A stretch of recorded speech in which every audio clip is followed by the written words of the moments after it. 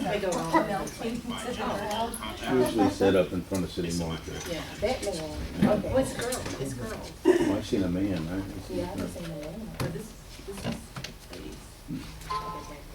Anyway, they're gonna be here today.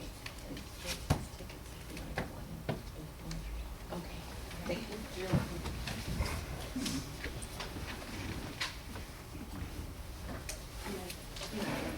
Yes, ma'am. Okay.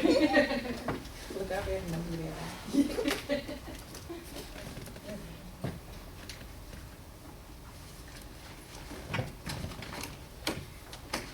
From Commissioner Dobson. I have not. What did you say yesterday? He said he was coming. He confirmed. He's supposed to be here. I have 901.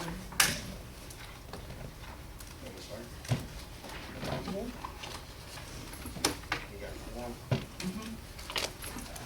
All right, we're gonna go ahead and get this meeting started. The City of Brunswick Housing Authority regular meeting scheduled for February 9, 2022. We'll begin with our We have an addition to the agenda whenever you want us to ask for that. I don't know if you want to do it before the prayer or after the prayer. You'll have to pass that to one of us to make a motion. Okay. I'll entertain a motion to accept the agenda and or amend it. Anyone? May I make a suggestion? Sure. That we get the amendment and move to amend and then adopt. Yes. Just do all of it. Yes, that's completely fine. Do we have the amendment? John's going to present it. We have a request from one of our contractors for an increase in their contract costs due to. Both contractors. Okay, but I'm sorry, both contractors. Oh, we don't need to add that, the answer is no.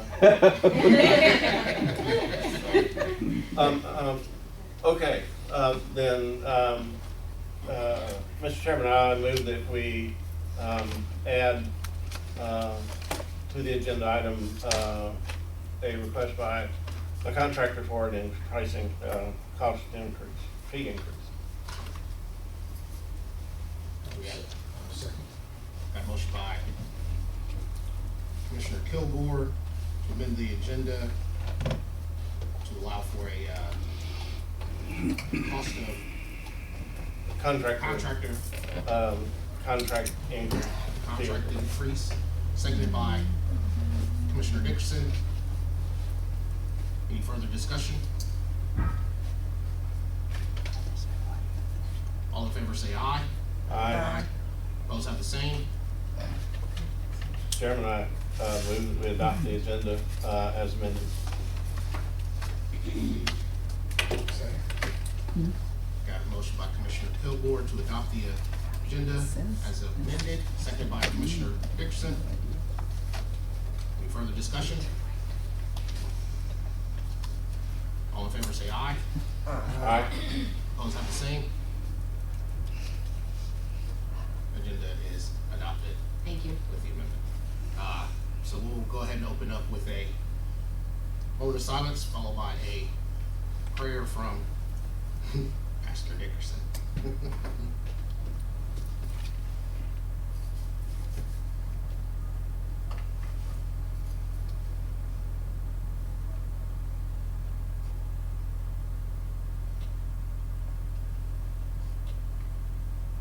Father God, we thank you for this moment and this time that we're in. We thank you for this opportunity to be a blessing to our community and to the Housing Authority. Lord God, I pray you bless the leadership and you bless this commissions as we work together in unity, love, and healing, and continue to provide the services that we are to render for our residents as well as this community and even national, Lord. And I thank you for the business that we come to talk about and to discuss, and I pray that we all understand and have clarity. In Jesus' name I pray. Amen. Amen. first off, from our delegations, we have a representative from the Malcolm & Johnson and Company auditors. Are we prepared to receive them?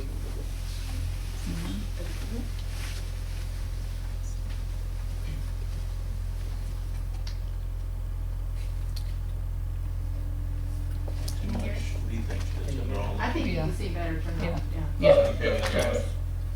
That's better. Okay, we're ready for you. Oh, fantastic.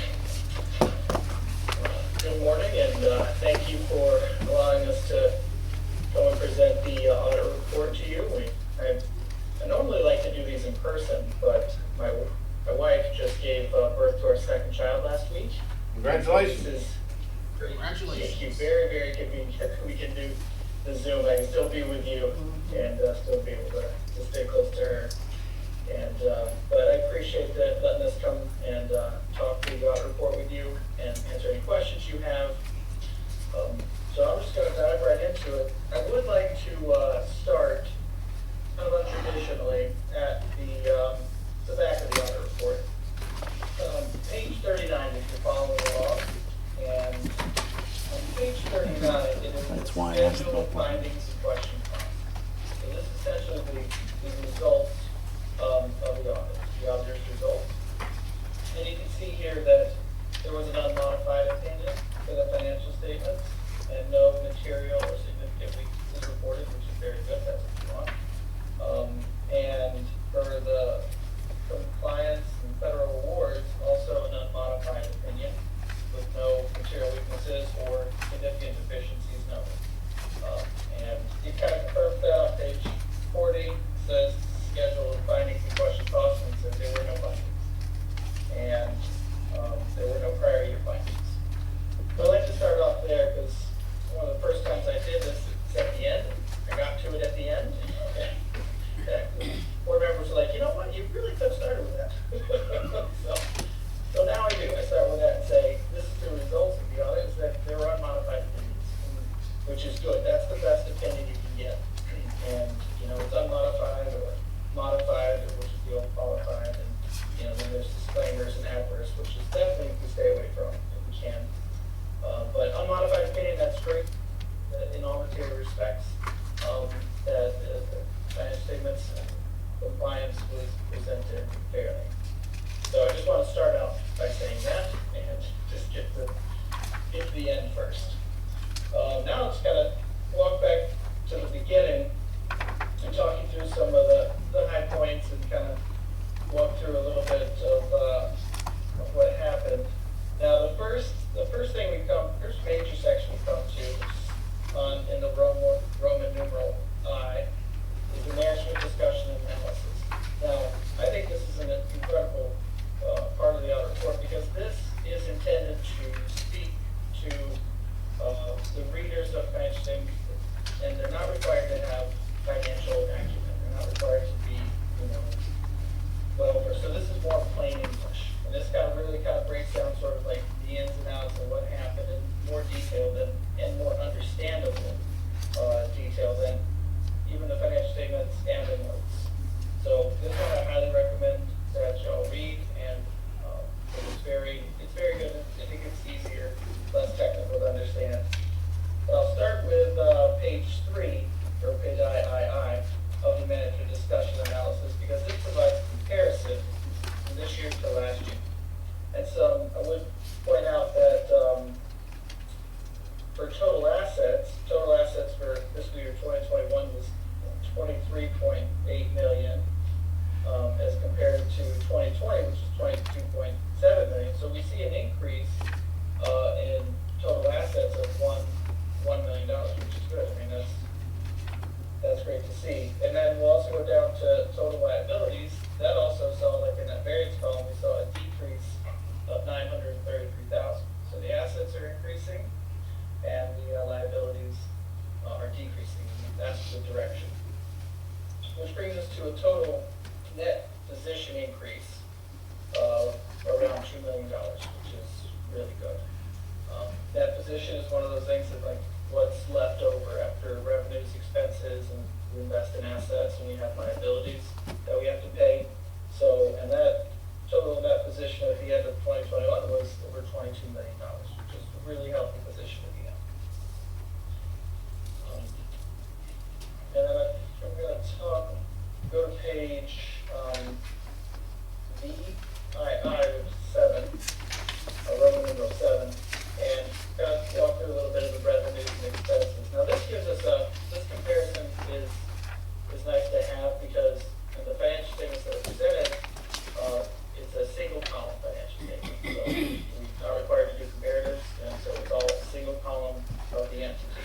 So this gives us a little bit more detail to kind of like understand what happened. So we see total revenues were $13.7 million, and that actually decreased from 2020 by decreased 1.75 million. Now, and that was in other revenue or other income. Now we also see that we have $13 million in revenue. We go down here to total operating expenses, and that's 11.8 million. So still more revenues than we have expenses, which is excellent. And so we had that increase in that position, like we saw on the other page, of roughly $2 million. So, and the notable thing I thought was interesting here is that if you compare the expenses year over year, they stayed relatively constant, which is great. There was no increases in total expenses, so that was good. That was good management there. And then we get through that MD&A, and I'll go ahead and focus on it's actually page 3 now, which is the statement of net position. And as we look at the statement of net position, it's categorized into broad categories of assets, liabilities, and net position. But we notice that we have total current assets of $13.4 million. And it looks like that most of that is in cash and investments, which is great that most of it's in cash and investments. So $13.4 million in current assets, and one of the health ratios that HUD does and that any reader of financial statements can do is current ratio, which is current assets divided by current liabilities, and gives you a ratio, like how many more assets times assets do you have over the liabilities. And 2 is a great number. Like we have 2 times more assets than we have liabilities, meaning if we had to call in all our liabilities, we have extra cash left over. 1 is still good. And you can see your total liabilities are $616,000 compared to $13.4 million, which gives you a current ratio of around like 22, which is a very healthy place to be. That means if all the liabilities were called in, there's plenty of cash to cover those liabilities. So, as I talked before, so we get the total assets then with that $13 million. Of current assets, our total assets are $23 million, which is the difference between the 13 and the 22, which is $4 million, 4.6 in other assets, and then our investments in capital assets of $10 million. Current liabilities are, total liabilities are $1.4 million, and the net position is $22.3 million, and that position is what's left over. So that's good. That's a very healthy position to be in. Turning to the schedule or statement of revenue, expenses, and changes in that position. Again, as you saw in the MD&A, we had our operating revenues of $12.9 million, and that is offset by total operating expenses of $11.6 million, which gives us a net operating income, or an operating income of $1.2 million, $1.3 million. Again, very, very healthy. Revenues are more than expenses. That's a great place to be. That'll help build that net position. And then we come to the non-operating revenues and expenses, and those are typically smaller. And then we add into that the capital contributions, which is CFP. It gives us a total increase in that position of around $2 million, which we kind of continue to see. And so, again, that's a great place to be. So then the next is the statement of cash flows. I could go into this, but it's there if you have any questions. It's basically what this statement does is it talks just cash related. It's all right.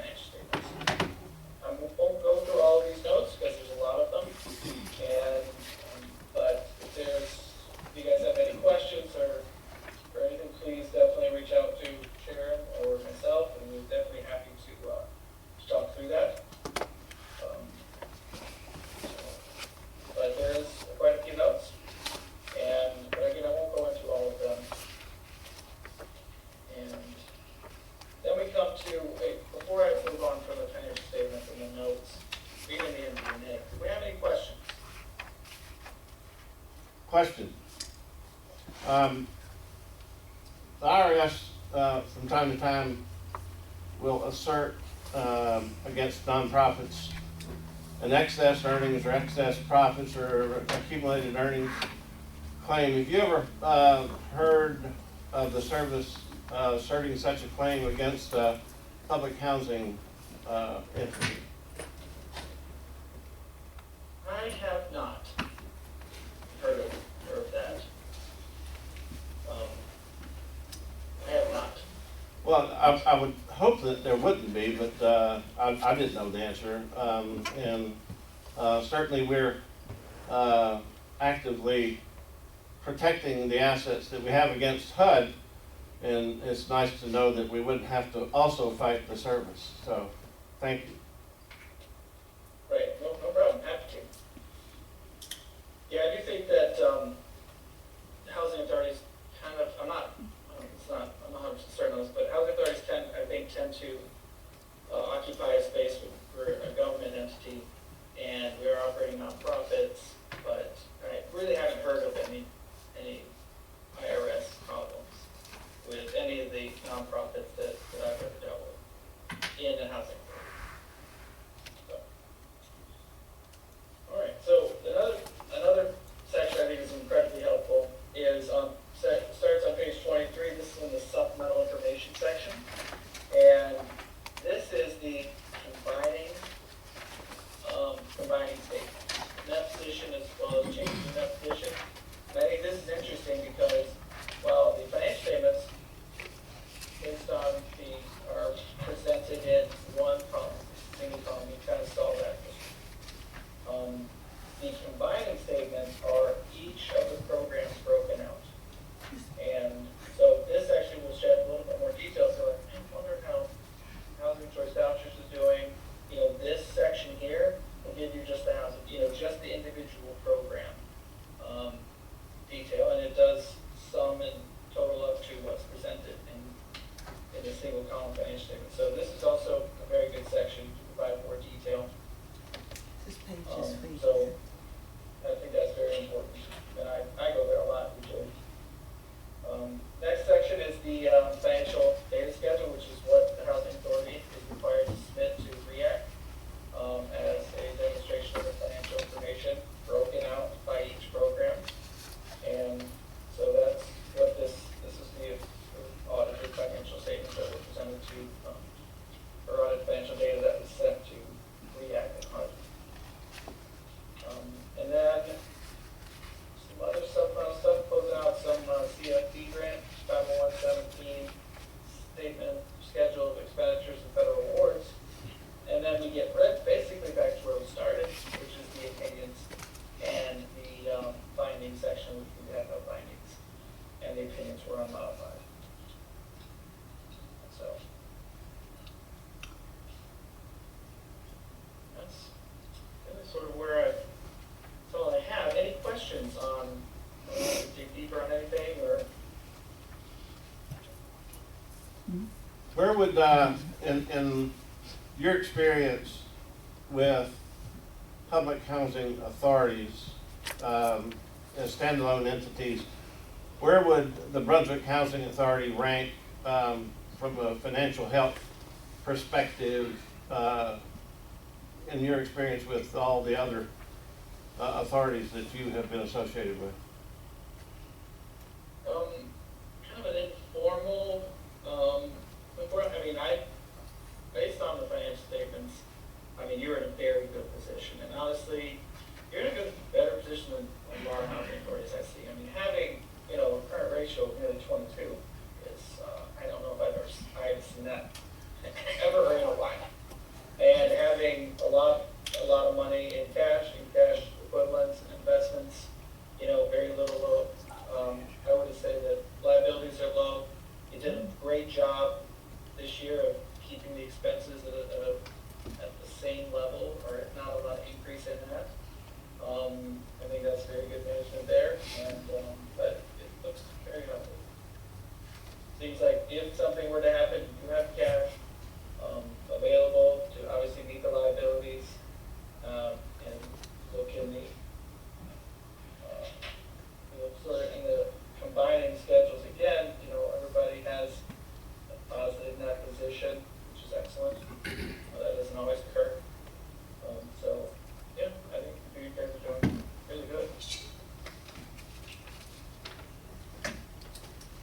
Question. Can you explain the difference between restricted and unrestricted cash? Oh, restricted, unrestricted cash? Yes. Yes. So, back up there. So restricted and unrestricted. So unrestricted is basically, it kind of like it sounds. Unrestricted cash means basically there is no extra restrictions on this cash. You can use it in that program for any of the normal operating expenses or anything that, for those programs that that you would like to. Restricted cash, for example, if we talk about housing choice vouchers, we restrict, or even public housing, like if we have rental or security deposits, that's restricted cash. So they've given us money for their security deposit. We don't always have to have that cash on hand if they move out. So the housing authority can't really spend that away. They have to keep that. So it's cash, it's your cash, and you have it in your bank statements. Yet, it's restricted on what you can do with it. You can only really pay, security deposit, back refunds. And we also have, Things like that, housing choice vouchers, or, let's see, what are restricted for? Restricted, that position, which is HAP. So if you have restricted cash in section 8, it's usually like HAP money, the extra HAP money they're giving you, which you can only use for HAP payments. So you can't just use it to pay the operating expenses of the entity, you have to just use that for HAP. So those are some examples of restricted and unrestricted cash. Okay, thank you. We have a Yeah. comment from our chief financial. yeah, I just wanted to make a comment. We do have a CFFP loan, which is a capital fund financing program loan that goes back to 2005. And we are still paying that off through 2025. And roughly $240,000 a year we pay back through our capital fund program.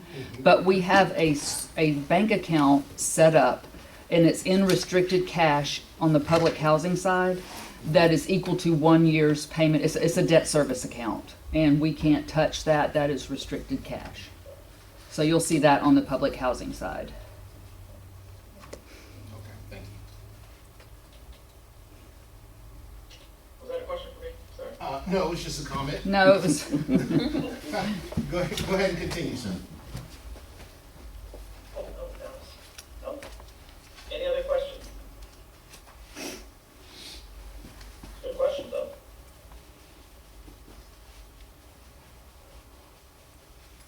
Any further questions for the auditor?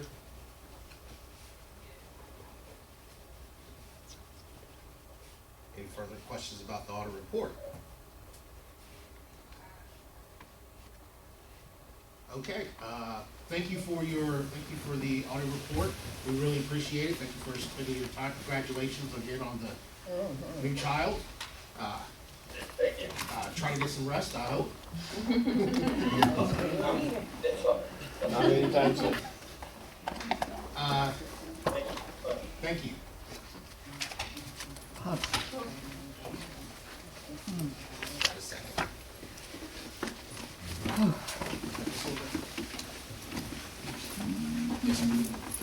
ooh, that hurt my eyes. I'm not sure you'll have to. He wants to know if there's internet We access. have internet hookup in here. That's the guy to ask. Mr. Guy? Yeah, sure. This is Bradley, he's our IT person. Wow. Right on time.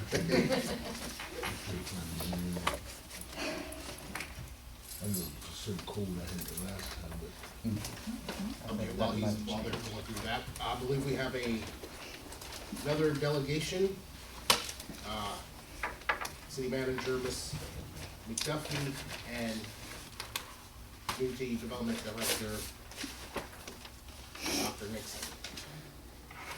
Good morning. Good morning. Neighborhood and Community Services Director, Dr. Nixon. I want to get that title correct one of these days. Good morning, I'm Regina McDuffie, I'm the city manager for the city of Brunswick, and I just want to say thank you all we are working very hard to expand the city's contact and outreach to the community. And I feel very good about establishing a partnership and relationship with the Housing Authority in that regard. We have MPAs that we have throughout the community that we've established some years back. Dr. Nixon has been working very diligently to reinvigorate those groups.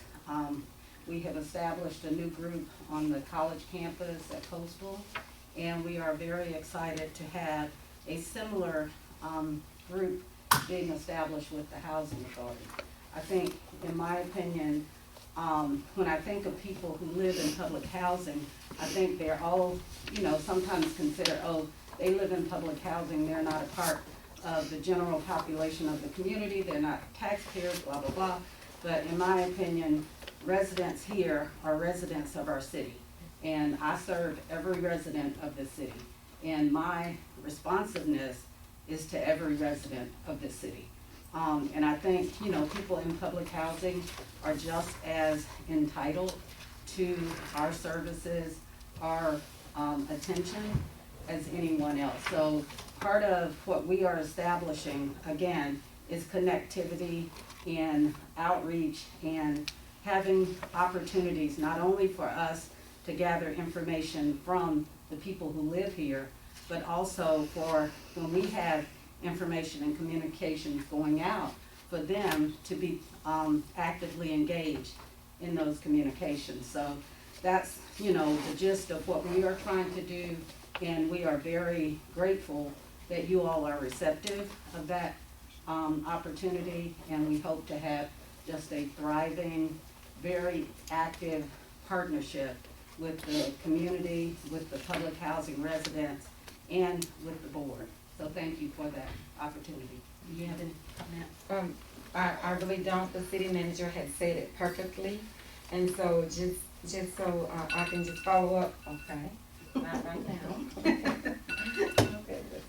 Okay, so just so I can just follow up on some things that she said, I just would like to say that I appreciate Ms. Strickland. I had the opportunity to go to a couple of residential meetings, and in those meetings, Ms. Strickland and her staff was advocating for a representative from the Housing Authority to participate in our MPA leadership meeting, which is scheduled for February 29th. I'm very hopeful that we will find a representative from the Housing Authority. And I just want to say I appreciate that. When I heard it announced in the meeting, I was very excited about it. And also I wanted to share this with you. This came from our grant specialist, Douglas Stevens, and we're getting ready to coordinate and organize our CDBG, that's Community Development Block Grant, for our consolidated plan. And we do need information from the Housing Authority, and he emailed that out to you. Yeah, and I just wanted to bring you a copy of it, and I'll share this with the chairman as well. And so if you all can help us get together that information, that would be great. And then we can move forward with the consolidated plan, which also involves the citizen of the Housing Authority, the residents of the Housing Authority. So we do appreciate it. And like I said, our city manager said everything perfectly, so I'm gonna sit down. How much of the grant do we get? Oh, you might have $5 Well, left based for on you. having $1.3 million operating income for last year, you don't need any environment. Right. But thank you again. Thank y'all. Can you make sure that we get email all this out to you? Well, it's just, yeah, but it's just questions we can answer them. I Oh, got okay. the email yesterday, and we'll reply Just, okay. today or tomorrow, depending on how the day goes. Okay. And not that I intend to modify your answers, but if you will send it Yes. out as the chairman's asked, and so that the board members are informed what information you are providing, Okay, would be good. Thank you. you're welcome. Do we have any additional questions for, I'm just gonna say our city delegation? I don't mess it up that way. Okay, great, we'll move on to the crime report from Officer Wright. Well, and just to quickly, you're not compelled to sit through the rest of it if you've got other stuff you need to do, so. Believe you me, I'm going to duck right out after the report. I just want to listen to our officers, though. Thank you. Great. She does a great job. Good. Good morning, everyone. I'll be reading the January monthly report. For Evan Andrews, we had 26 calls. 3 of them did have reports. 2 was a domestic, 1 led to an arrest, and 1 was terroristic threats. Brooklyn Annex, 3 calls, no reports. Brooklyn Homes North, 47 calls, 3 reports, 2 domestics, 1 problem with person. Brooklyn Homes South, 4 number of calls and no reports. Mercer Alabama, 9 calls, no reports as well. McIntyre Court, 51 calls, 10 reports. 1 was harassment, 911 dead open lines, suspicious, 2 was abandoned vehicles. Problem with person, had 2 of those, 1 led to an arrest. We had a drug call, damage to property, and assault. Glenvilla had 46 calls, 6 reports. We had 2 problem with person, 1 led to arrest.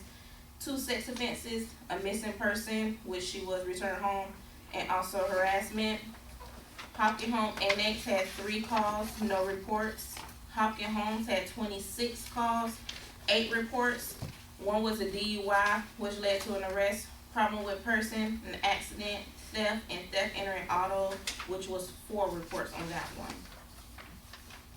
Do you have any questions? Good morning. What's a 911 dead open?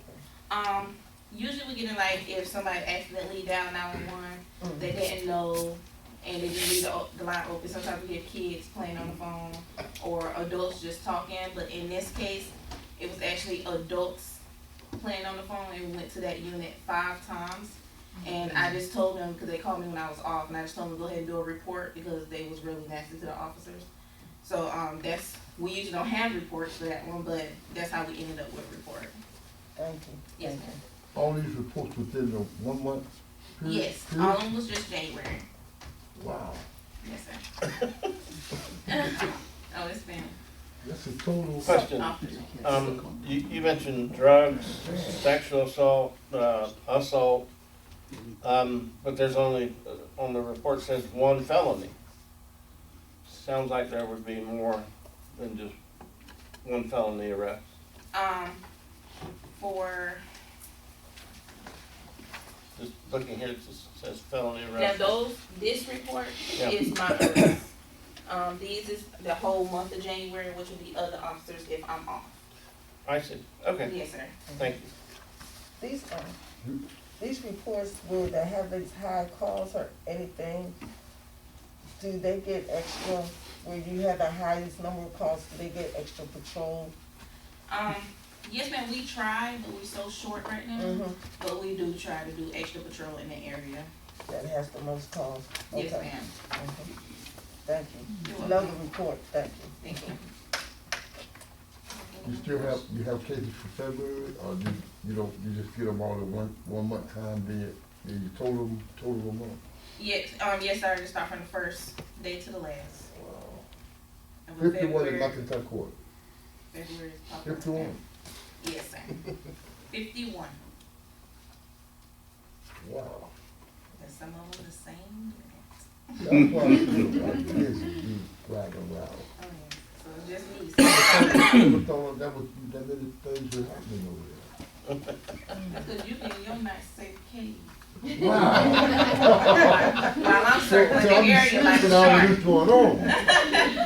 Man, I wouldn't imagine that. Oh, yes. It's just one of me, but I try to You make need myself help. known. You need some help. We're getting Our there. whole police department needs some help. Oh, yes. So if you know anybody who wants to be, in our force, please. Thank you, sir. Thank you. You be safe. Yes, sir. You be safe. Question, the theft entering autos, Do we know if that was part of that recent group that had recently been arrested? No, actually, these are different ones. These are different ones. I have actually happened to just be reviewing cameras that morning, Mm-hmm. and they pulled on every single door handle in Hopkins Homes, but they just actually got into 4 cars. So I'm still trying They to look for pulled them, on- cause when I have on a nice jacket, I take them. They pulled on every door. Every handle. single car, and I just kept switching cameras. Mm. And some people didn't know, so how we got reports, every car, and I talked to a lot of people, so I know whose car was whose. So I just went to them asking was anything missing. The most they got was $300 out of one car, Mhm. but that was it. They just rummaged through the other ones. Should have an ample number of fingerprints then, right? Gloves, ski mask, Oh, hoodies. my. Can I ask you a They're getting serious- smarter all the time. I would ask you a serious question. What's going forward, the support you, gonna be getting? I know we got COVID, and things are slow. Do y'all discuss these plans about getting you some help? Cause they're Yes. putting you in a pretty dangerous position to have to handle these. Well, right Call now, by I yourself. probably won't get another person to patrol this field. Patrol is the backbone right now. So, right when they can get a little more officers on the streets, that's when I get my partner back. So when you actually encounter these situations, you have to call for backup? Yes, sir. Or sometimes That's usually what when, everybody in the area at the time. yes, sir. And usually when I have a call and I'm by myself, another officer automatically comes if they're not tied up. But, they do try to come with me. I think that's pretty dangerous, you by yourself like that. It can be. Yeah. That's what I signed up for. I was saying to say maybe that's something that could be discussed. Yeah, they just have to fill patrol right now. Once patrol is filled, Officer Thomas did come back from Kingsland, and they said once they can get patrol filled, he will be coming back to K-Pac. I just don't know how long that will be. Yeah, we were 16 officers short, and that's not including some of our special units. We are not able to fill our shifts at this point, and we are really having a difficult time getting new officers on board, but we are diligently working to try and fill those positions. And this one is one that, like she said, patrol is the backbone and unit. Right. And this one, but we do try and provide adequate support and backup. And, the officers know that she's alone, so they do pay attention when a call comes in to support her. That's a lot of calls. Work together. You actually just work, like I call you work other units as well? No, ma'am. No, sir. I work all 9. You work all now? Yes, sir. You busy, you pretty busy. Oh, I try. She doesn't get bored. If I may, I attended a resident meeting, and they have a neighborhood watch, but they watch children. But if y'all can incorporate 2 people in each community to do a neighborhood watch,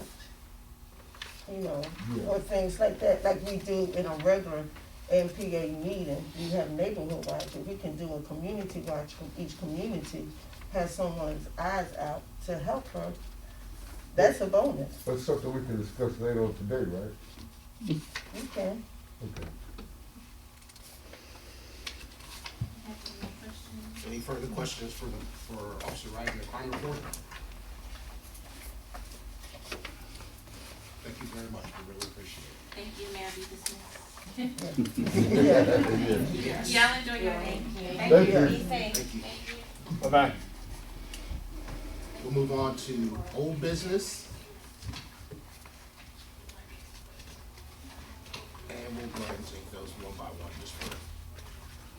So we have approval of the minutes of the regular meeting held on January 12th, 2022. Has everyone had an opportunity to review the minutes? Mr. Chairman, I move we approve the minutes of the regular meeting held on January 12th, 2022. Do I have a second? I'll second. Got a motion by Commissioner Kilgore to approve the minutes of the regular meeting held on January 12, 2022, seconded by Commissioner Dobson. Any further discussion? All in favor say aye. Aye. Opposed have the same. That motion passes. We move on, approval of the minutes of an executive session held on January 12, 2022. Has everyone had an opportunity to review those minutes?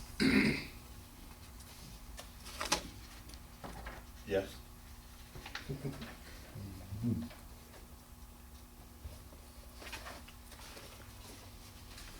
the right ones.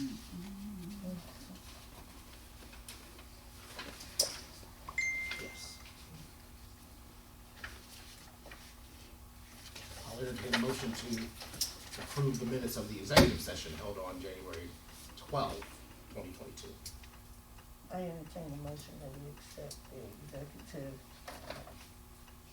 meeting that was held on January 12th, 2022. Do you have a second? Second. Got a motion by Madam Vice Chair Bailey to approve the minutes of the executive session held on January 12, 2022. Seconded by Commissioner Dickerson. All in favor say aye. Aye. Opposed have the same. Motion has failed. All right, moving on. Thank you, that one passes as well. I'll entertain a motion to approve the minutes of the special call meeting held on January 11, 2022. A motion that we accept the minutes of the special call meeting that was held on January the 11th, 2022. Do we have a second? That's second. Got a motion by Madam Vice Chair Bailey to approve the minutes of the special call meeting held on January 11, 2022, seconded by Commissioner Dobson. Any further discussion? All in favor say aye. Aye. Opposed have the same. Motion passes. I'll entertain a motion to approve the minutes of the executive session held on January 11, 2022. A motion that we accept the minutes of the executive meeting held on January 11th, 2022. Do we have a second? Second. Got a motion by Madam Vice Chair Bailey to approve the minutes of the executive session held on January 11, 2022, seconded by Commissioner Dickerson. Any further discussion? All in favor say aye. Aye. Opposed have the same. That passes. So we'll move on to approval of the January 2022 financial report.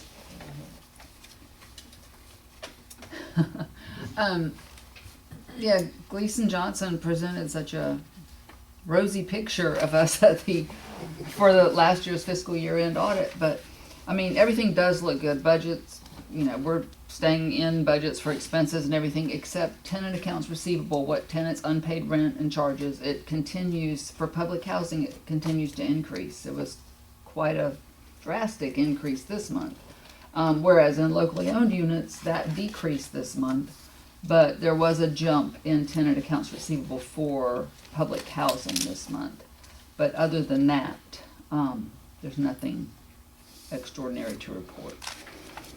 Question, go ahead. When he was talking about the audit, what is, and all the money that came in, the revenue that came in? You mean the extra? It was mostly the CARES Act funding was what? The other income? What's other income? It was the last one underneath the revenue. That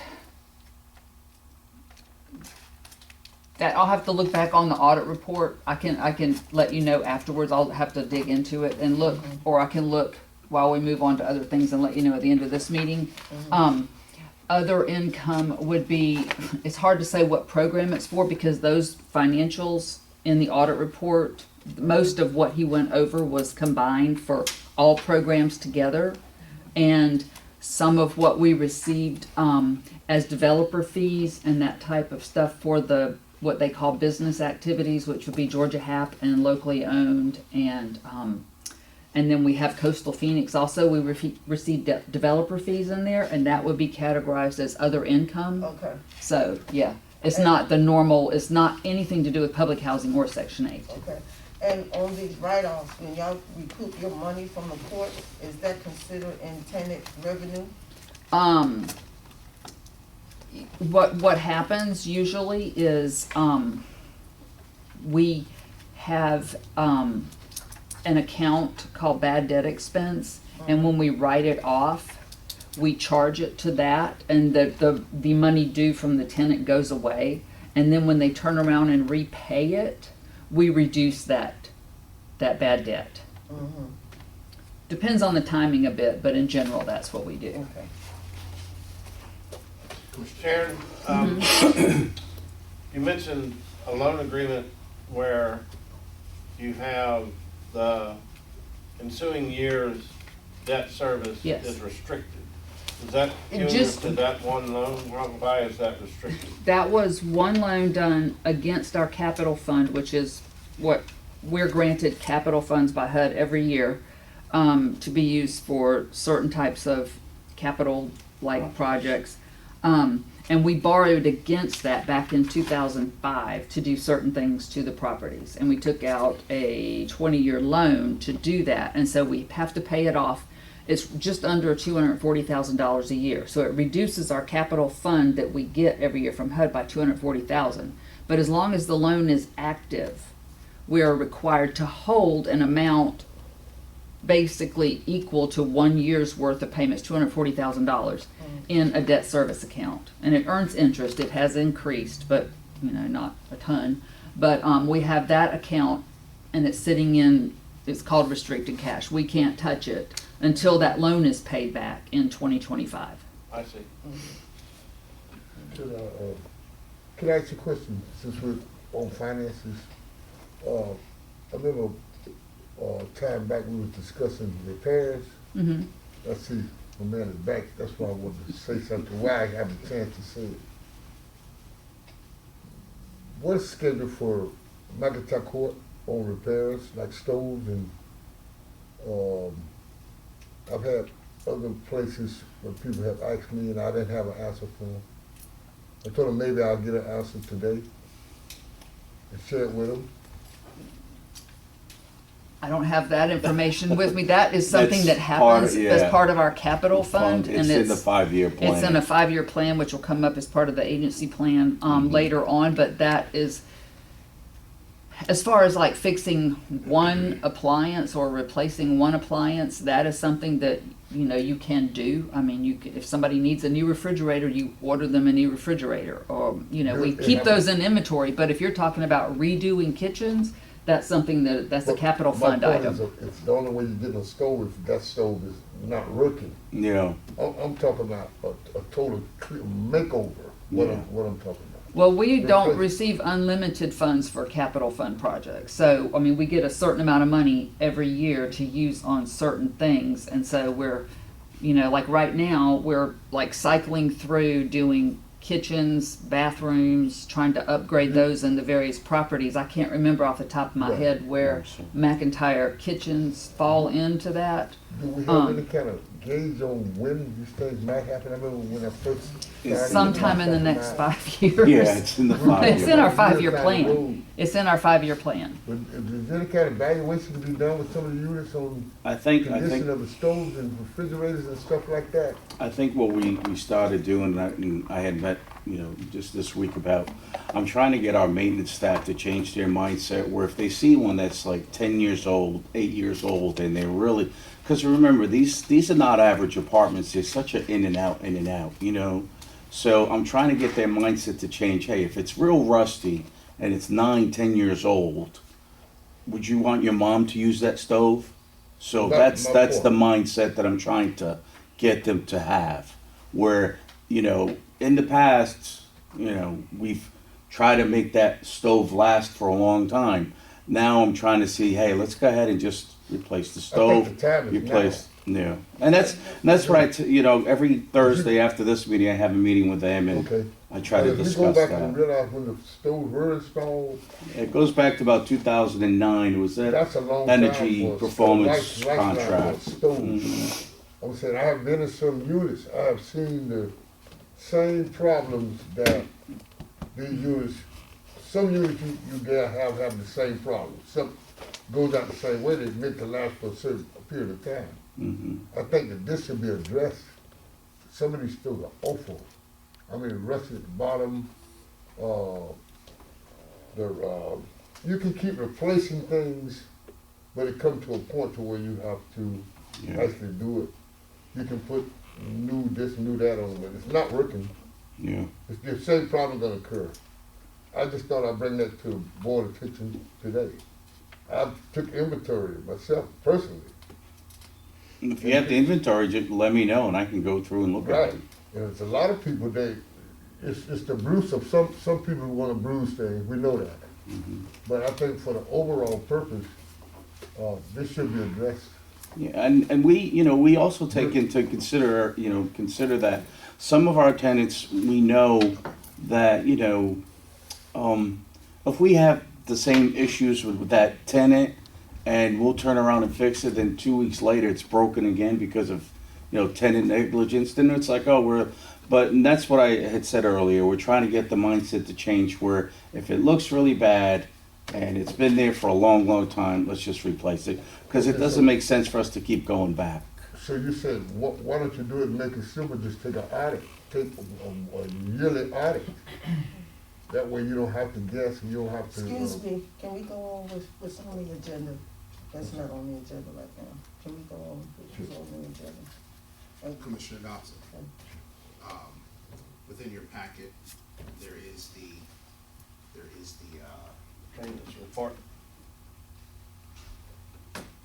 annual statement and 5-year plan, and included in that is where you'll see where they're gonna begin on McIntyre Court kitchens and such and so forth. Okay. And, when we get down to that, we'll have a little bit more discussion on it, and we'll move forward from there, okay?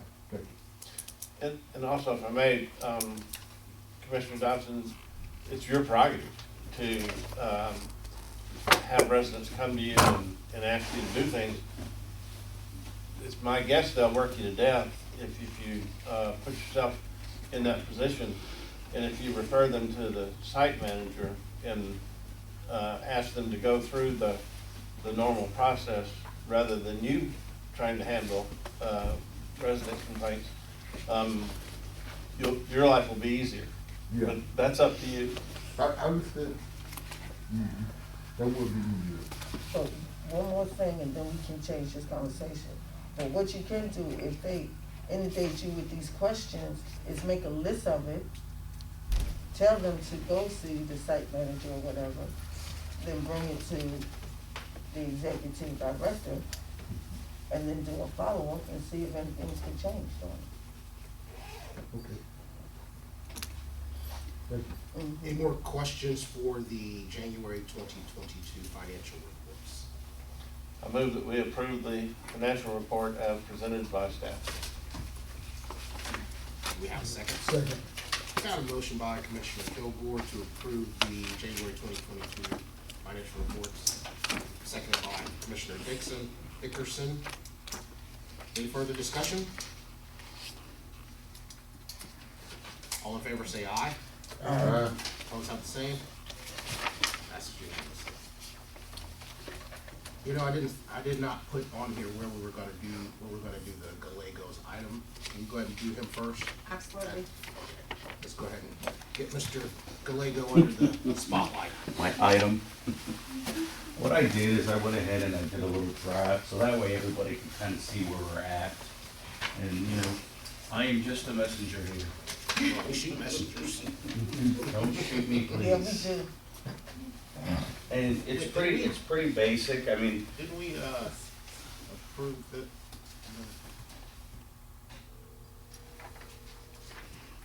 Because that doesn't come up till June for these contracts, right? yeah, that's a totally new, because their 3-year evaluation is due in June. That's where I'll go out and put it all out for bid again.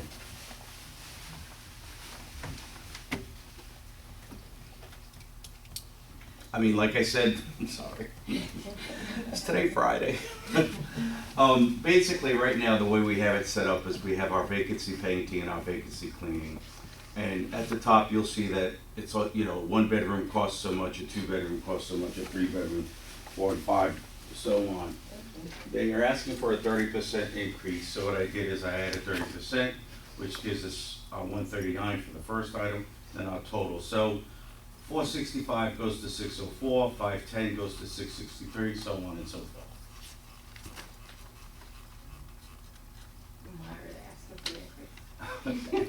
like everybody's issue today. I mean, you know, everything's gone up, and they're having a hard time getting paint, fuel costs, labor costs, so everything's gone up, and they're like, John, we just can't do it for this. I mean, it's just not feasible. Y'all don't have a contractor with We do, a but I mean, company that serves y'all your Well, paint and stuff? I have tried to even get different prices, and they're like double what this is. Mm-hmm. So that's why. Did they provide you, the percentage increase on, materials? Any justification for the 30%, or is that just a judgmental? That's pretty much a judgmental, because, I mean, fuel's gone up, painting has gone up, materials have gone up, labor has gone up. So to me, 30% is fair. If you wanna go at 25, 20, like I said, it's up to you all. I think 30% is more than fair, because if you look at those prices, 465, 510, that's relatively inexpensive.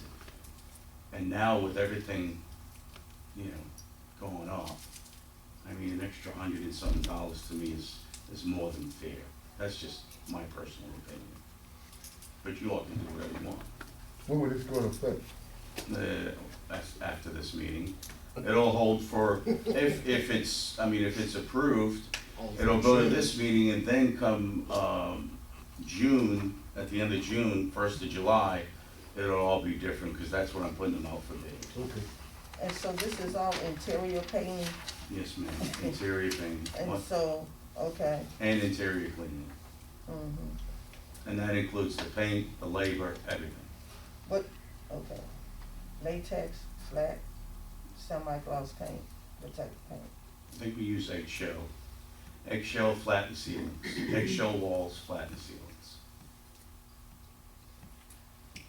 Isn't that flat paint the one that leaves the scuff marks? Well, that's on the ceilings. Usually, norm is flat on the ceilings, because it's, you know. Right. And then eggshell, there's a little bit of sheen, and that's what we put on the walls.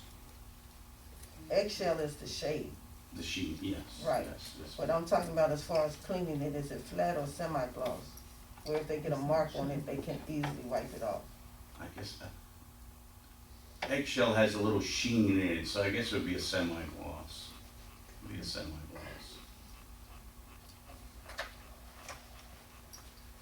Maybe you don't know this question off the top of your heads, or maybe we may need to confer, but on average, how many, this is for our units that are vacant and being turned over, so on average, how many of those is that per month? We just had set us last month, we had about 16 of them, and that doesn't include the people turning in their keys. So we're looking at about 20-something maybe. 20-something. Among all 6 communities? Yes, ma'am. That's not bad. Mhm. And I think next month we have sit-outs next Tuesday? Next Tuesday, and we're looking, I know we have a lot from AMP1. We've already got about 6 or 7 confirmed, so there's gonna be quite a few again next month. What's the average turnaround time on a unit? Turnaround time is usually about 4 to 5 days. If everything's, and that also depends, Mr. Kitts. If we go into a unit that the tenant didn't really do some damage, we can usually do it 3, 4, 5 days. Now, if we have one that we have to go in and fix holes, redo ceilings, a lot of the tile pops up, things like, a lot of doors. Doors are our worst nightmare as far as tenant damage, the doors. But, you know, we'll have an average of, in our 5-bedroom units, usually in Abbott, we'll have an average of 3, 4, 5 doors. I mean, it's pretty, and it's, you know, it's not their fault. In a 5-bedroom, you have little kids, and, you know, they just, yeah, open and close, open and close. I have a question. I asked you about the painting because what causes, I heard in the meeting the other day, paint peeling. So if we're giving them an increase, I know they have no time frame on it, but what is the lasting of this paint and what causes it to peel? The ceiling. Yeah, peeling. which development? I can give you a couple of Oh, I examples. don't know. Glenvilla and Glenvilla? Hopkins. Yeah, the majority is moisture. Moisture will make it peel. You know what I mean? that's basically what makes the paint peel. And of course, you know, these things have been here for a long time. Right. No matter how, you know, much we can go in and paint them, they're still, it's the bottom layer. If that sealing wasn't done correctly from the get-go as far as priming it, finish coat, if they don't have a nice primer like Mersal Tam, where we've got it in a 5-year plan to go ahead and replace all of the ceilings, because the contractor who had done it back, I don't know when, didn't prime the ceiling, so now all of the popcorn is flaking off. Right, but paint, primer comes in paint now. Yes, ma'am. Yes, ma'am. So you can start there. And I'm sure what we can do, I mean, especially if, you know, if you have some concerns, Mrs. Bailey, we can go through, like, I could show you what the scope of work is, and that way you could see, I mean, it's all in there. That way if you wanna look at it. Like I said, I'm just a messenger. Well, I know every unit got different situations. Yes, I know yes. what you're saying. I mean, we had one a couple of weeks ago, and it's just awful. Awful. But Mr. Chairman, I move that we approve the contract increases as presented by, Mr. Gallego. say that again fast. Gallego. Do I have a second? That's it. I have a motion by Commissioner Kilgore to approve the contractor's price increases. Yes. Seconded by Commissioner Dobson. Do we have any further discussion? So just as a reference or a point I want to make here is, again, we'll be reviewing these again in June. Yes, Because sir. they have to go back out for bid. Yes, sir. And And I'm sure they're not gonna go back to the original price, so. And all other bidders are probably gonna be Yeah, higher too. yeah, and it's gonna be tough finding bidders. Yeah. That's in June? Yeah, I'll have it. painting is one contract, cleaning is a separate contract. They're not the same, No, or sir. same company. Different companies. And the way it's set up too, Mr. Kitts, is, the vacancy painting, because it's over 100,000, I need approval. The vacancy cleaning, it's less than 100, so I don't really need approval. And that's why I think it was you that said last time, well, wait a minute, where's all of the other ones? And I had told you because the cleaning, when I added it all up, it's not over 100. Right. But it might be now, you know what I mean? So we'll see. Any further discussion? All in favor say aye. Aye. Aye. Aye. Opposed have the same.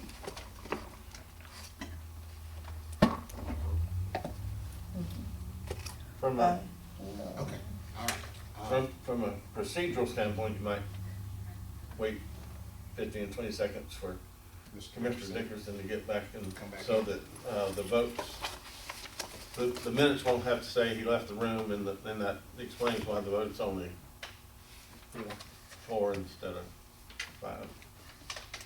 I don't know if it matters to who's taking the minutes, but having drafted minutes myself in my previous life, it gets real difficult. But waiting 15 seconds may not work.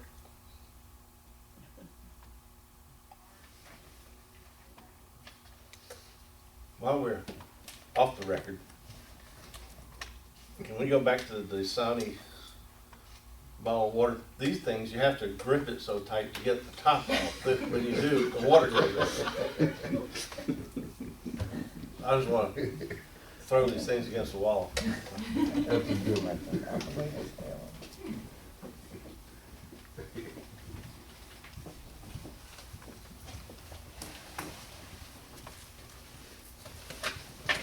How do you vote for Galego's contract price increase? Okay, so we Okay. opposed have the same? Record's clear. That motion passes unanimously. Mr. Gallego, please find me a discount bargain in June, hopefully. Not even try. Please forgive me. There's medicine that there's no medicine I'm on. causing me to have to excuse myself sometimes. That's okay. So forgive us. That's okay. You forgive me. Well, just this once. Thank you, thank you. Oh, no, we're still under executive director's office. The next thing is write off tennis accounts receivable classified as uncollectible as of January 31st, 2022. When is this $5 late fee supposed to come off? It's off, it shouldn't be on there anymore. It's on here.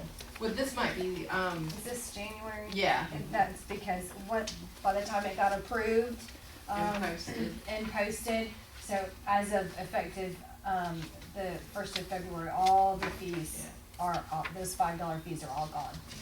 Okay. Good.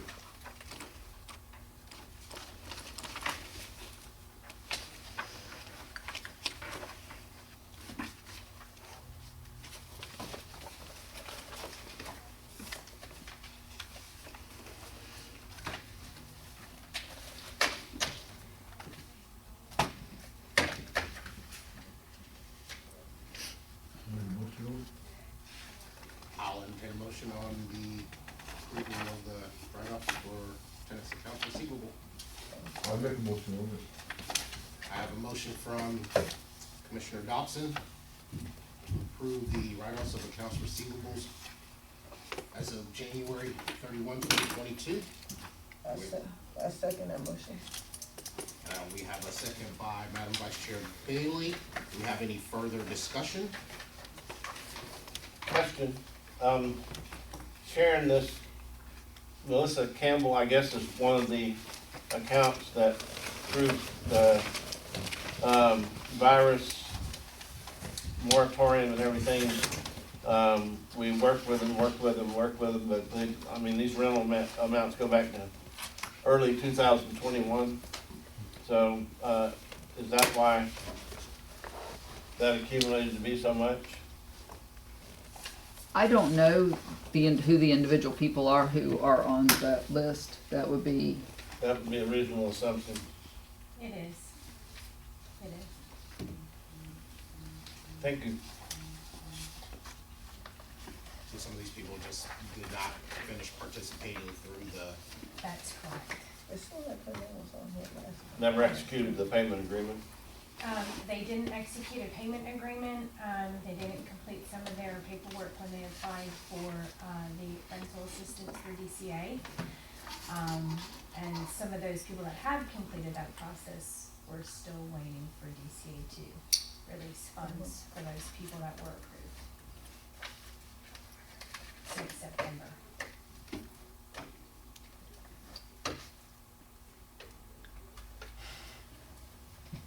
However, we do have a lot of tenants who did say that they were unsure about their trust in that whole DCA funds, disbursements and things, and so a lot of folks did, and I say a lot, there were 26.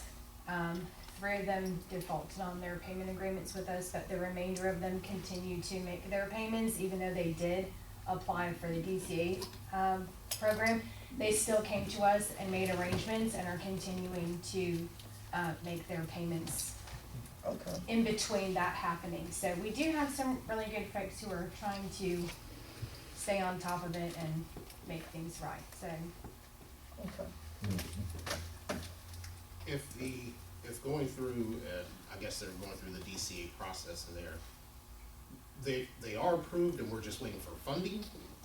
Well, you have. Reimbursement. That, or reimbursement from the That's correct. Some of the folks, we do have some that did apply, they didn't follow through on their end with additional requirements that were asked of them through that application process. And then we have folks that just never took advantage of it. And then there are folks that were approved, we were just waiting for the releasement of the funds. Okay. But all of them are still subject to our initial repayment plan. Up until December the 4th was that deadline, cause that was for those folks that were affected by COVID and so forth, and that moratorium ended out. So we gave folks from September to December the 4th to get those applications done, come in with us, make rental, reimbursement or payment plans so we can get you squared away so you don't lose your unit. And we had a lot of folks that didn't do that. So So the deadline is over? I'm sorry. The deadline is over, December the 4th. December the 4th? Yeah. Okay. So how many you have that participated? What? That actually went through with the application? We have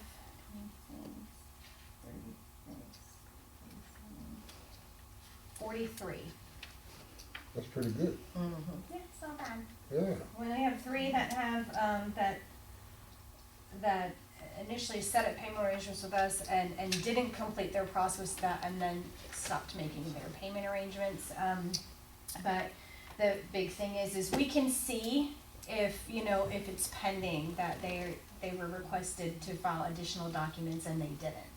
So we can't force people to submit Right. things, Right. so sometimes that will linger and that will affect them in a negative way, unfortunately, because we can't help them if they haven't done their part, so we can help them, but it's definitely not as bad as it could be, but unfortunately it is affecting some of those folks who didn't complete their process and aren't communicating with us, so we could have helped them during that time Right. frame.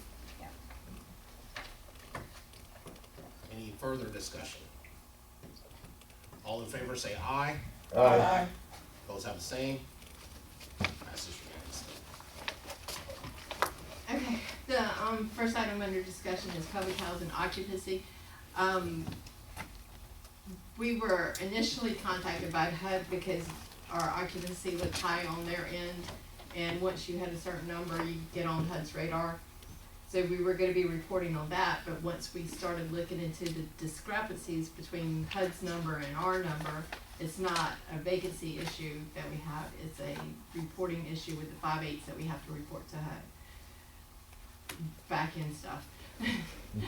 So, bottom line is, there's not the issue that we thought we had, so there's not really much discussion at this point. So the vacancies are a little higher right now because the courts have opened back up, they were closed through the moratorium and they were closed through the trial. So we've had, and most of the cases that we're working on now are not COVID or rent-related cases. They're unreported income, they're lease violations, things like that, so. We're a little on the high end, but we are giving them lease. Yeah, majority of them are really, there's a couple that were rent delinquent, but the majority of them are abandoned units, failure to report income from several months prior. A lot of them, they just didn't decide to do their annual. I've got 4 of those. They just didn't bring in their documentation, complete their annual packets. Some of them left throughout the night. We had 2 that had medical concern issues going on, so they had to leave their units and go into a facility. Some of them were having unauthorized barred guests, so once that was noticed and found out, those folks were given notice to vacate.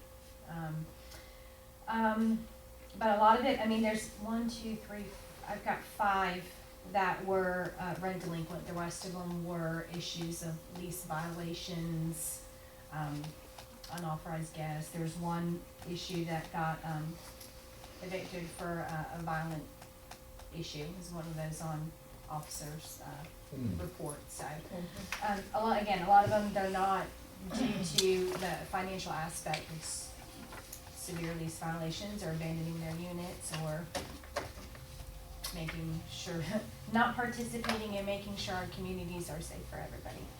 Are there any units available for new move-ins? We constantly have that turnaround going. So what we've done is we've really kind of condensed and gone through every single application that we have, made sure that we've worked very, very aggressive with those applications to get them certified. And what we've been doing now is as soon as we get the packets in and they've got all their documents that are required for us to certify to offer them a unit, they're getting a letter saying, okay, you're certified, here's your offer as well. So we're getting them out quickly so we can be expeditious in getting these units filled, so it delays the wait time and some of the folks that are struggling. Good deal. Only Mr. Guego could get the painting done. That's Yeah. right. That's right. That's part of the problem. We put a lot of pressure on the cleaners and painters right now. Yeah. Okay, the next item is distribute draft agency plan and the proposed annual statement and capital fund for public hearing scheduled March 30th. So we sent that out to everybody. This is draft, so it's still a work in progress. And, commissioners, this is, for, at least for our annual plan in this 5-year plan, this is where, residents meet to take over this, or take a look at this and give their input, and we as commissioners as well, give our input. And, now with some lights on, I think I'm gonna have to see this, if I'm not I don't see the year here. But it is scheduled, I guess, AMP3 McIntyre Court kitchen upgrades in fiscal year 2022. That is capital fund Capital fund. year 2022. We are currently finishing up 2019's capital fund. Okay, so there's a delay, Yeah. and especially with, there was a period of time where we didn't have any contractors working at all because nobody would go in the units, so we're a little behind on that, but. And another thing I need to point this out to everybody who looks at this, if you look at that 5-year plan and you see that $1.4 million every single year, even for 2022, Right. We don't that know was how much. 2021's actual number, and that's what we budget off of, but we have no idea what we'll get from HUD for every other year. Let's get a motion. We have to budget it, but we're instructed to use your most recent actual number as the number for every year. So it may be 2023.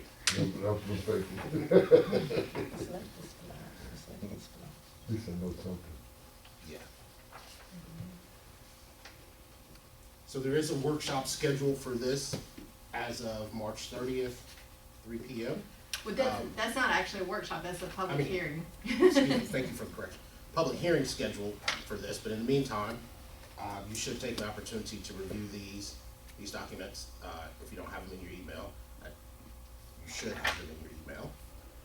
Review it, make notes, call, ask questions, for anything that needs to go onto this.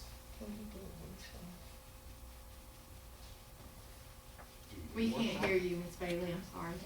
I know, I didn't. But it's a public meeting. I didn't get, I know, but, Do we need a workshop? I mean, for us to do it separately on our own, Mhm.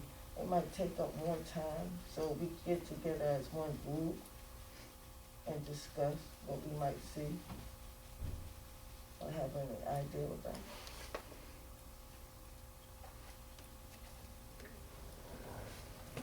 I would leave that up to the board to discuss whether or not you want Okay. a workshop to actually go through this. Explain more for the workshop. Mm-hmm. Why should we have the workshop? Oh, we should have the workshop because certain things, when we have certain things to discuss for further use for public housing, like the ACOP, the admin, and this 5-year plan, if we do it on our own, we might have questions and we don't know if we can reach that person to get an answer right away or whatever. But if we do it collectively, we can get this moved along and done. Because your personal space might not have the time to do this. My personal time may not have time to fit this in and get it all done. Well, if you have a workshop, you have to take time to review it then. And we'll be all together as one. And I guess I'm agreeing, I think with Commissioner Dickerson that if you review it individually, if you have questions, draft the questions and send them to the staff in advance. And so we're that- always available. that they can be responsive in the meeting when it comes up for approval. That way you save, you don't have the time for, take a whole afternoon for a work session. Well, I just wanted to explain it for the reason, that was my main, goal, Yeah. objective. But, so we have to, this action plan is in March, it starts in March, right? When, we start putting it together January, February, and we just draft it out as staff.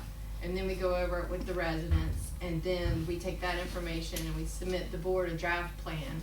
And the board has opportunity, because the board won't approve the final plan until the April board meeting. So there's between now and then for you guys to look it over, make any suggestions or whatever, and then the board will vote on it as a whole in April. With whatever Yeah. changes or questions that come up in your individual review, would be incorporated as part of the final draft. Yes. It's just a working document right now.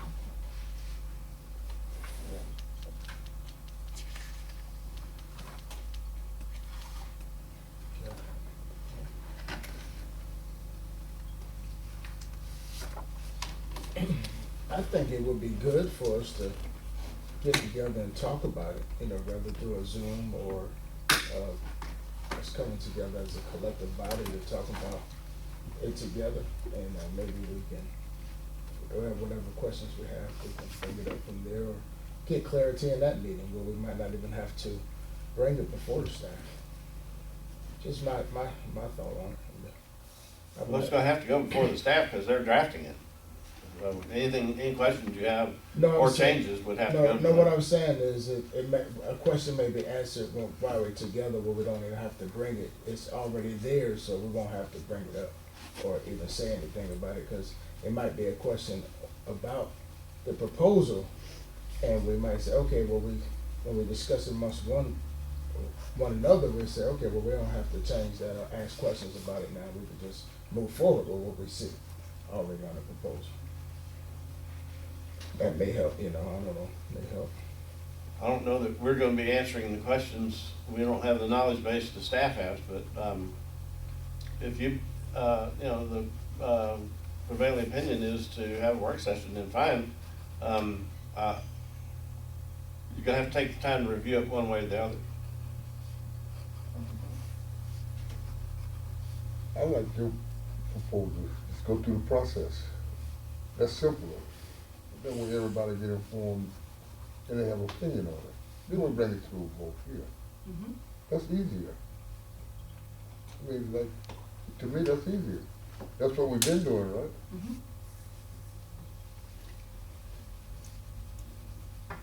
I don't see a problem with it.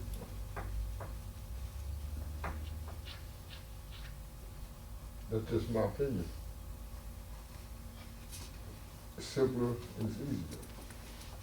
That's the process. Always works for me. Yeah. I rock the process. Just my opinion.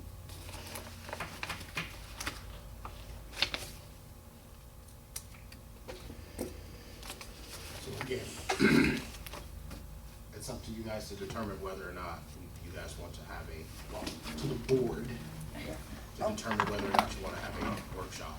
Because of course, it will have to be advertised and all that other great stuff. So if you guys, one way or the other, or we can move on to the next item.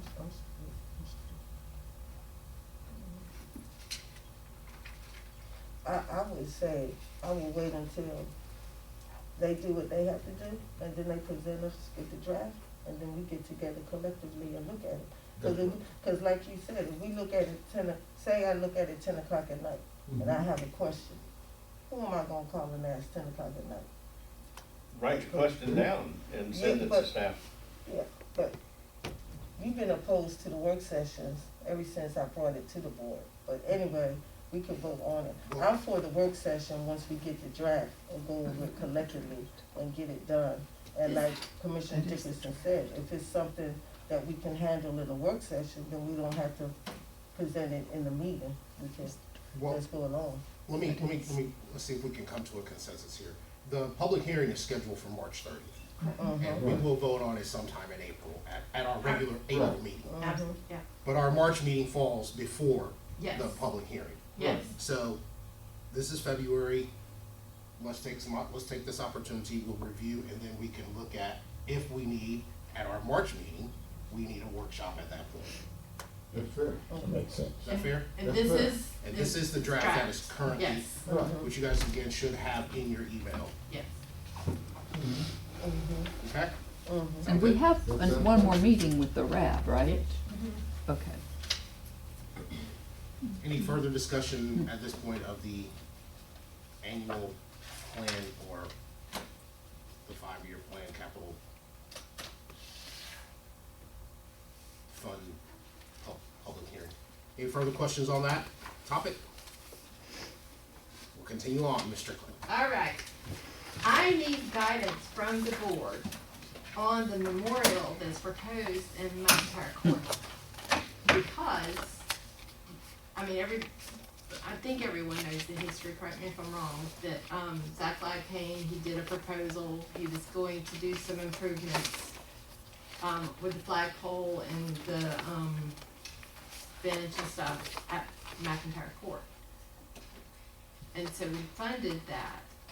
And now, there's a bigger proposal, a bigger project in the mind of Zach Light and I guess a group that he's trying to gather. So I'm getting phone calls from different people. God bless you. I, from County Commissioner, Booker, and I've talked to the county attorney, the Golden Isles Beautiful group, they're contacting me because they're being solicited for money and they want to know if they should support this, if they should contribute money, are we gonna do it, are we not gonna do it? And I'm unclear at this point what the pleasure of the board is. What is the project? The memorial that is in McIntyre Court. Right. Do you remember the presentation The flag. that Zach Live did? Right. And he was gonna do a flagpole and put some benches out. I think we poured concrete. That's all they've done. They've got a slab that's probably 20 Yeah. by 20. And now they wanna do like a memorial park with statues and more sitting areas and. That's in the McIntyre Court Park? Yes. I'm It for would that. be very elaborate. Yeah, I'm for that. Okay. Yeah, Um, that's historical. I understand that, is it costing us anything for this extra? Is the housing authority? We have not been asked to contribute, but other people are asking us if they should contribute. Like donations, more Yes. Oh, if they should contribute, I mean, we contribute, they could contribute. I mean, Right. But let me ask you this question. Okay. When Mr. Lyle first came and presented to us, and we funded him that first money, Yes. are we supposed to give him a certain amount of money every year? Didn't he say No. we were supposed to? No, give he him- was supposed to come back. No, Come No. on. no. Okay, all right, because I really don't see, if somebody else wants to do it, they can do it, but we didn't really see what he has done with what we already gave him. Yes. But it's on our property, I so understand that. we need to have some sort of. So they wanna know if it's okay, if we see fit for them to contribute, sure. They Yeah, wanna that's, contribute, that's, sure. Following We're- in your comment about we don't know what's happened to the money that we funded, before the housing authority makes any recommendation to anybody, I think we should have an accounting as to why the project that we funded is not done. We should not be endorsing something where, the performance did not happen that was committed to when we provided the funding. I asked that question months ago. Well, of Well, the yeah. 20, we sent him $22,670. And the breakdown that we had of that, 15,000 of that was for fiscal year 21 labor and training. No training.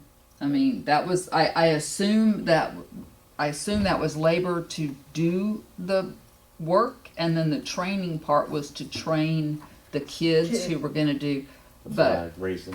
And wasn't part of that money for his office expense? Didn't he say office expense too? He did not, he mentioned that, cause he And I did said, mention why that, would but you it's need not an office? itemized on this. Right, I said, why would you need an office if it's an outdoor thing, right? Everything else on the list besides that labor and training is an actual physical item. So it's not, but not an office. Mhm. Not an office. You know, the flags, lighting, benches, fence, that type thing. Mhm. But then labor and training was the biggest piece of it. I would suggest that the housing authority remain neutral and just tell the people that call and are asking Ms. Strickland, that they make their own decision. And until we get an explanation as to why the project that was presented to us and that we funded was not completed, I would not, if it was my company, recommend to anybody else that they participate in something that was not, the commitment that was made to us was not followed through.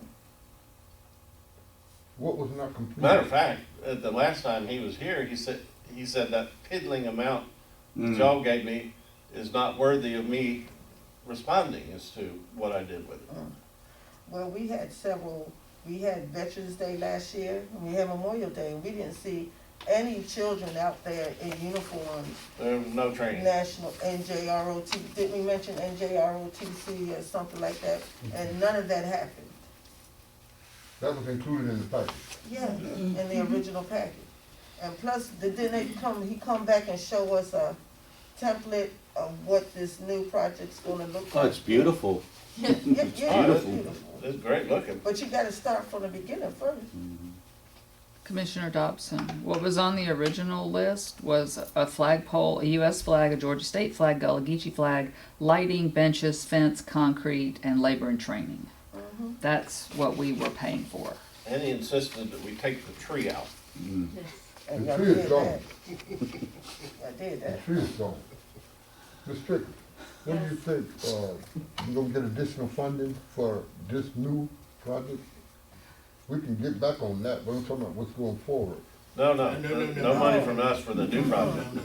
Oh, I'm We've saying already other groups are calling me, asking if they should contribute. that's what I was actually trying to say. So So we they want- want our endorsement, for lack of a better phrase. Yes, Yeah, Of whether they should assist with yes, right.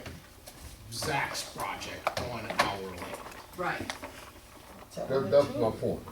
Tell Whether them. they're gonna kick out and do this, just they want to do it. They just want the property to But do now, it. now, they want to give the money to us, they don't want to give the money, I'm sorry, forgot to mention that part. They don't want to give the money to Zach Five, they want to give the money to an organization such as the Housing Authority.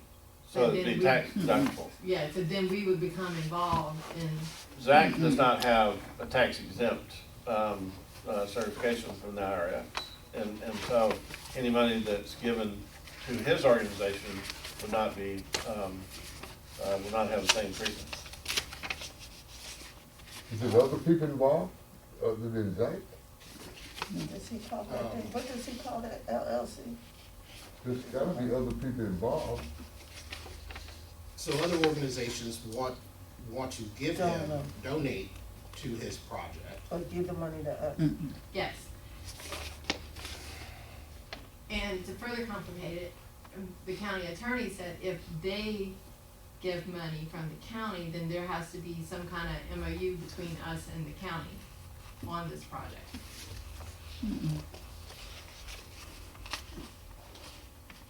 So we got a middleman. Why can't the county give directly? They don't want to give to a person, they want to give the money to us. The money would have to flow through us. And They're wanting to so, make us accountable. yeah, Yeah. and For so, I'm kind of picking up on that. yeah, and for them to give us money, we have to have an MOU where we stipulate, this is what we're gonna do with the money. Well, where does Zach fit in if they're giving us the money? He's the He's just beneficiary of the passing money. checks. Yeah. Yes, He'll be the Oh. beneficiary of the money. Oh. We're not losing, right? We're well, we've already losing so lost far. $20,000 Yeah, Wow. and a tree. and a tree.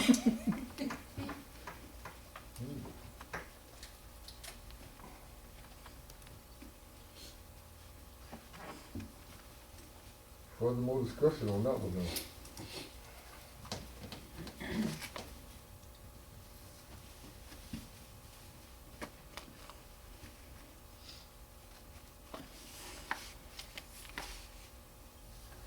I'm prepared to make a motion if the, I can reserve it to discussion. If you're prepared to make a motion. no, go ahead. I didn't mean to cut off any discussion. I just said, And I'm just gonna try to do both sides of the fence here for the argument.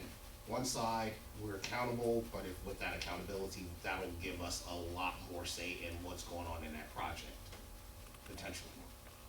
On the other side, we're accountable for something that we really don't have anything to do with.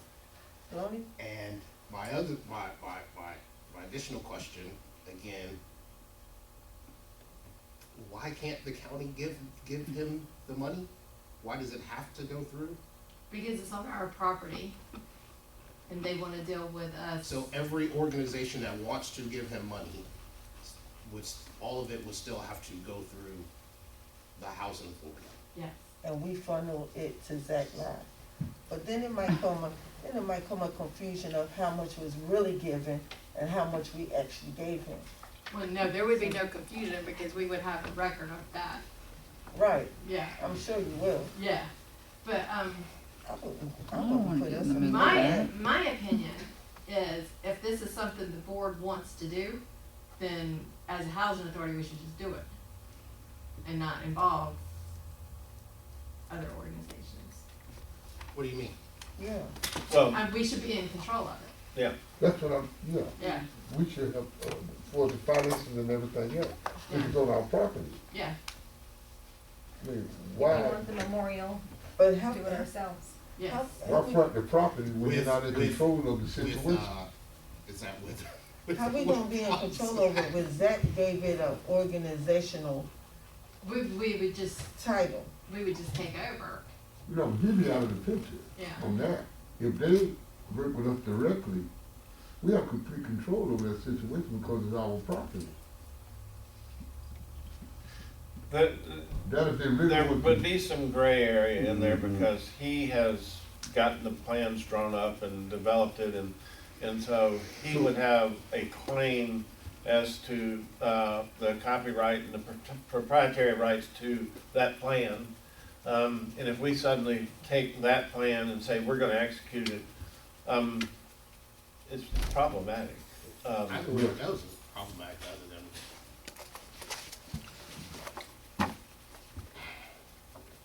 Six and one half, half a dozen of another. That's what I'm looking at.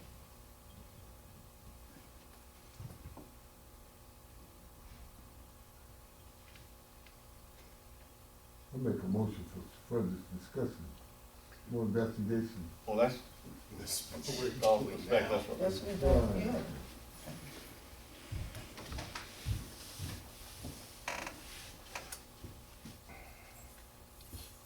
Plan sound good. Hmm? The pump do need a facelift. That sound, the plan sounds good. We started out with doing that. We started out with that. That's why we funded him the first time. Yeah. But now he wants to add something else to it, but he didn't finish the first phase. So why would you jump into a second phase when the first phase is not finished? Well, wouldn't that be, something that they would have to understand before we even consider it? But he just said that little dip dat we gave him, it might be a little dip dat to him, but it's not a dip dat to us because whatever we gave him, he didn't use it for what. If he's aware he didn't finish the job, right? I How is think he so. aware? I'm sorry, yeah. Yeah. So we're- I didn't see any military people out there for Veterans Day. Mr. Chairman, I move that we invite Zach Lyde to come to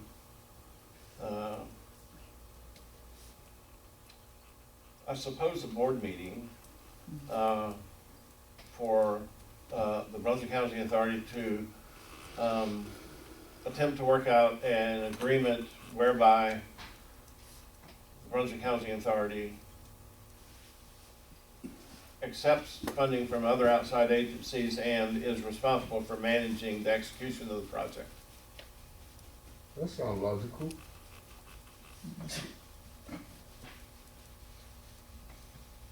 Do we have a second? I got a second. We have a motion from Commissioner Kilgore to invite Mr. Lyde to a board meeting to discuss funding. A possible working arrangement whereby we accept the funding from the other outside agencies and the housing authority communicates to Mr. Ladd that we will manage the cash, we will manage the execution of the project.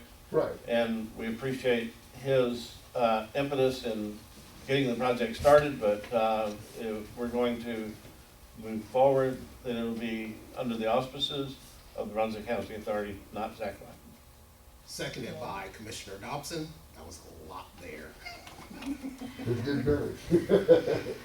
Yeah, I second. Any further discussion? Ms. Strickland? I will say that Zach Black came by the office the other day and I told him this was gonna be on the agenda and I did invite him to this board meeting, just for the record.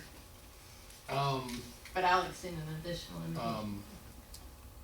My question to my questions to the commission and of course staff, this has to deal with more time. Is it a regular board meeting we want to do this at, or do we want to do a special call or a workshop with him for that? Again, I'll go with the consensus of the board. I don't see any reason to have a special meeting.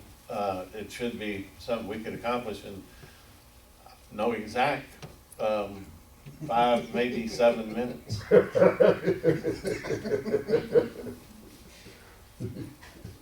Excuse me. Yes, we're still in discussion. No, we haven't voted yet. We're still in discussion. You have a comment? I was thinking that this is gonna be fascinating. Indeed it will. This is definitely, yeah. Okay, any further discussion? And we're gonna make sure that he's invited to the March meeting. Yes. All right, all in favor, say aye. Aye. Opposed, have the same? That passed unanimously. Did you, Opposed? you opposed, I'm sorry? Madam Vice Chair opposed, so it's 4-1. I didn't hear your opposition. You opposed? Okay.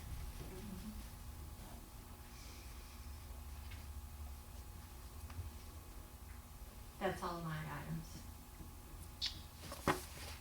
Moving on, we have reports of committees. Do you have any reports from any of the committees? Mr. Chairman, point of order. We don't have an agenda for an annual meeting. Are we gonna have an annual meeting? There was an agenda.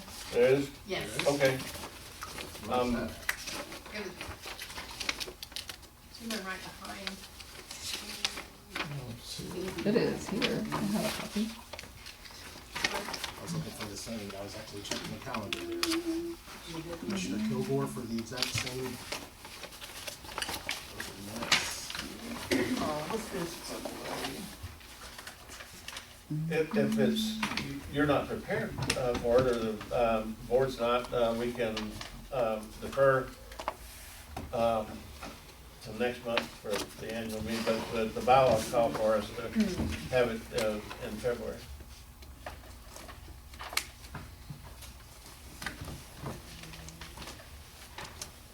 Should be in the Coastal Phoenix. I mean, the Coastal Phoenix is the annual meeting, but this was. No, that's Coastal Phoenix. There's room for the annual meeting.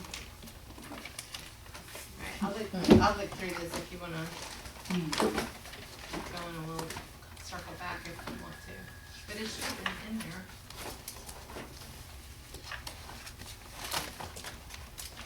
I don't see the printout that has the meetings that we have quarterly or annually. Is that what you're looking for? What? This one. Yeah, I'll go first. I was looking for the same thing, I didn't put it in there for, so, we can circle back to that and see, try to find our working documents. Is that okay with the board? We'll circle back to that here momentarily. If you don't mind, we'll move on to Commissioner's items for Star Foundation, Vice Chair Bailey. now, the only reason why I put this on here is this. Whenever we have a presentation from anybody that comes into Housing Authority, we ask that person to give their information to Ms. Strickland or the staff so they can communicate back and forth. Oftentimes, when something has gone down, they'll email me or call me and say they didn't get any communications from the staff or Ms. Strickland. So, the director of STAR, Makisha Butler, contacted me and said that she has called Housing Authority and has not gotten any return calls or answers to what she wanted. And so, I emailed Ms. Strickland and everybody else and let them know this information. And that was all that was about it. And that's all that was about it. So, I don't know how y'all do it, but is there anybody in staff that just oversees programs that, I know they're multitask, is it anybody that just directly oversees the programs that we partner with so they can be, in touch with the people if they call or have any questions or anything? I just bring it to you. I recall Ms. Strickland responded to your email. Yeah. Yeah, the email, the program manager sent out the email and it went to site managers and she didn't copy me on the email. So I was actually forwarded that email. I think Christina was on it too, so she forwarded it to me. And I responded to her, we set up a meeting, we've had a meeting, they have a new director, we met the new director and. Well, the new director came over here because she introduced herself, Dr. Makisha Butler. But what I'm saying is, she wants to give residents information about Star Foundation. But she said when she called up here, no one answered the phone and nobody emailed her back. My question to you once again is there anybody in particular, do y'all do that or not, that oversees the projects the partnerships or organizations that we have outside of here to keep up to date with them and to answer their needs? It's different depending on what the program is and who the program person is working with. Ms. Butler was a new executive director, or new director over STAR. So she was trying to set up a meeting to meet with staff and to brainstorm about what we can do to increase and grow their program, which we have had. It depends. No. Her question was, she wants to know how to inform the residents. Have y'all done, is it on the website? Yes. Have you posted it anywhere about the We Star had a Foundation? meeting with her and kind of collaborated. They wanted to know if they could put posters up. What's the best way to get us those posters and information? Posting things on the website. She asked about, updating like their portion that's on our website. Which absolutely, we pretty much sat with her and said, we want them to help the residents just as much as they want to. Right. So whatever, if they have posters already, we'll be more than happy to put them up in the AMP site offices. We can put them in the lobby. We can put the information that they need and updates on our website to make sure. We also talked about newsletters and making sure there's information in there about them on upcoming classes or things that they're offering. So Angie and I got to meet with her. So y'all met with her after I sent you this email? No, but it was after I got in contact with her after Christina forwarded me the email. Okay. That she sent to the site. Yeah, so that's all that was about. Yes. So in summary, the only delay was because, the communication didn't go to the administrative staff, it went to the site managers. And if it had come to the administrative staff, it would have happened quicker. Yes, Well, if I'm reminded, we had this program for years. When absolutely. we gave away free computers and, you know, Yeah. the people in Knoxville Court, the rest of the, Yeah, they just had a new we director. have those letters where we see that the people that were selected for the free computers and stuff. Yeah, like they that. don't give out computers They anymore. don't do that no No, more. no. So that was the old, Yeah, they went from, the young lady just left about 3 months ago Yeah. towards the end of last year, and they have a new one. oh, okay. Markeisha, Dr. Markeisha Butler. Yeah. And I don't know if she went to the site managers or anything. Her concern was when she called Brunswick Housing Authorities, she got no answer and she got no response to her phone call.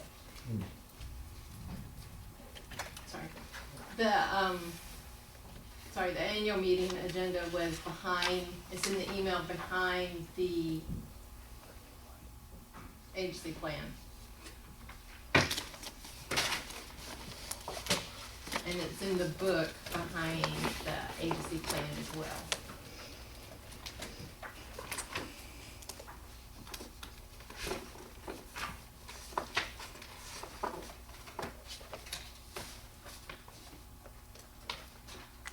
There it is. You found it? Yes.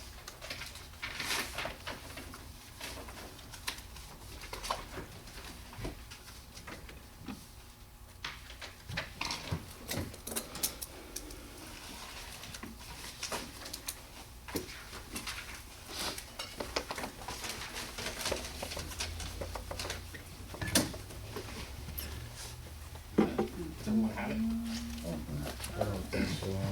It's in the, do you see the agency plan? I'm looking for it. Let's see, it's on tab. It's under discussion items. Okay, behind discussion item. Yeah, and behind the agency plan. Which is pretty thick.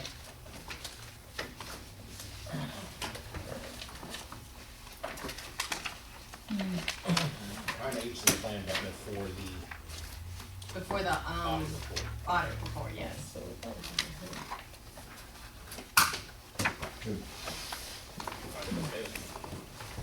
Oh, no. I'm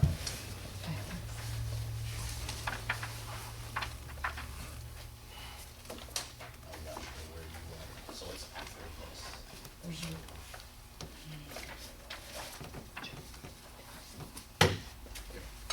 All right, Pat.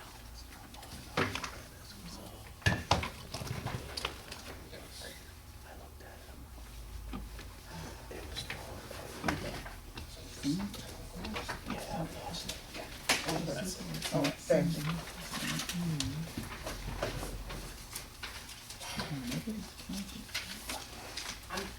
Everyone have it in front of them now? We're still in our regular meeting. It's here for our regular meeting. No reports from commissioners, commissioner items, Ms. Bailey, we already discussed secondary and legal matters. Motion to adjourn. Got it. Do I have a second? Second. Got a motion to adjourn our regular meeting by Commissioner Kilgore, seconded by Commissioner Dickerson. Any further discussion? All in favor say aye. Aye. Aye. Opposed have the same.